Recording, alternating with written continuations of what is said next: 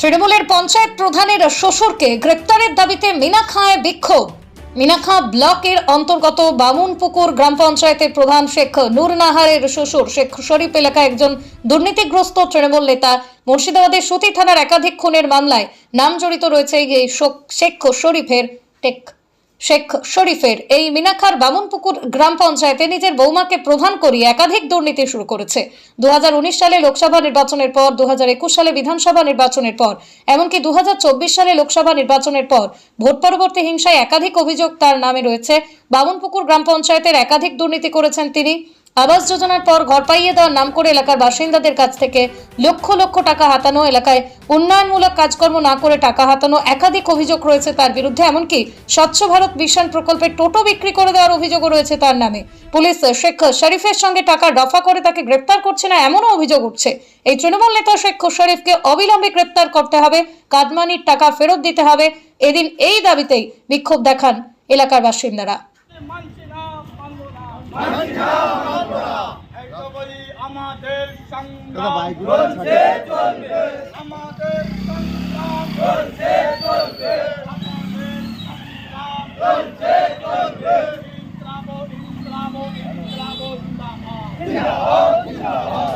জানিয়েছে আর মিজার বউ প্রধান মিজার শরীফ থেকে ছেলে মিজা, আমার টাকা ফেরত দিতে হবে, না আমাকে ঘর দিতে হবে। আমাকে ঘরে ফটো সব তুলে নিয়ে গেছে। এই ঘরের ফটো এখন আমার কাছে আছে। ঘর সমেত আমার ফটো তুলে আমাকে ঘর দেওয়ার নাম করে আমার কাছে 10,000 টাকা লাগে। টাকাটা দিচ্ছে না। ওদের বাড়িতে একদিন চাইতে গেছি যে আমার ঘর দাও, টাকা না আছে টাকাটা ফেরত দাও। আমাকে গোলা ধাক্কা দিয়ে আমার গেটের বাইরে বার করে দিয়েছে। বলে কোনো ক্ষমতা থাকে তো আমার কাছে টাকা আদায় করে দেখান। আমরা এর প্রতিবাদ চাই।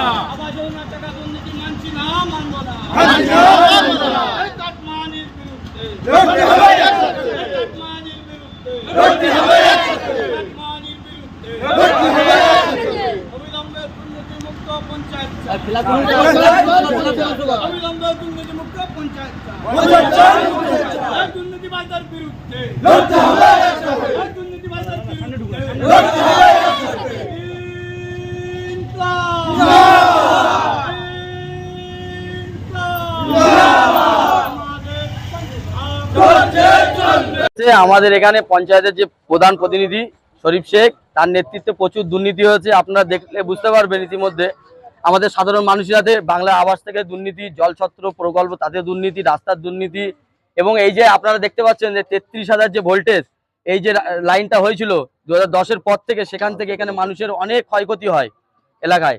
ঠিক আছে, তারপর থেকে আমাদের এই যে রাস্তাঘাট, এই রাস্তা কেটে চড়ে পাঠা অন্য জায়গায় কেটে দিচ্ছে। এবং ইতিমধ্যে আমরা জেনেছিলাম যে টিএমসি চলে যাওয়ার পর থেকে যে সমস্ত বুথ এরা করছে, এদের অনেক কোটি কোটি টাকার সম্পত্তি। এই শরীফ শেখ গত এক সপ্তাহ আগে প্রশাসনের দ্বারা আমার খবর পেয়েছিলাম যে ও অ্যারেস্ট হয়েছে। তারপরে মিথ্যা নাটক করে ওপরে 3 তলার থেকে পড়ে গিয়ে বলছে আমার মাথায় হাড় ভেঙে গেছে, বলে এখন রেস্টে আছে। প্রশাসন সেইভাবে কাজ করছে না, এবং আমরা প্রশাসনকে জানাতে চাই এটাই যে তার যেন কঠোর শাস্তি হয়। সে এখানে জিরো লেভেল থেকে এসে আজকের কোটি কোটি টাকা ফ্ল্যাট দেখলে বুঝতে পারবেন, নিউ টাউনের মতন জায়গায় ফ্ল্যাট করেছে। ঠিক আছে, 1 টাকা কিছুই ছিল না। ও আজকের এই টিএমসি সরকার এসে সেখান থেকে ও কোটি কোটি টাকা মানুষের কাছ থেকে শোষণ করেছে ইতিপূর্বে। এবং সাধারণ মানুষ আমরা খুবই কষ্টই, কারণ আমাদের এখানে পানীয় জলের খুব কষ্ট।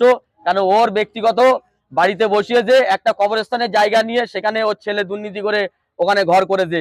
এখানে একটা পিএইচি লাইন হয়েছিল, সেখানে অনেক টাকার দুর্নীতি করেছে ও। এখান থেকে আমরা চাচ্ছি যে সুবিচার আইনের আওতায় এনে ওকে যেন কঠোরতম কঠোর শাস্তি হোক, এই দাবি আমরা জানাচ্ছি।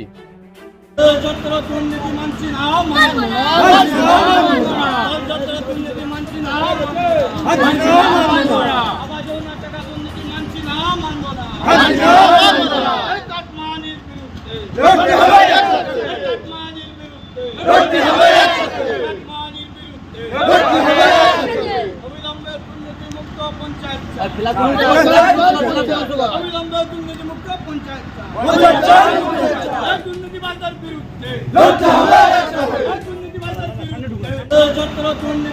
না।